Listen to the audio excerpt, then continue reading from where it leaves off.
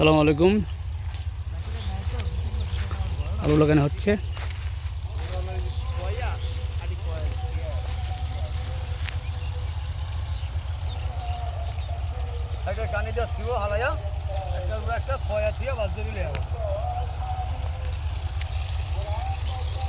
ওগুলো হলো আলু।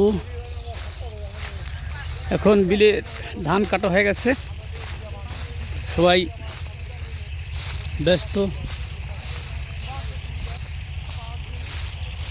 ওগুলো নিছিলেন না নাই?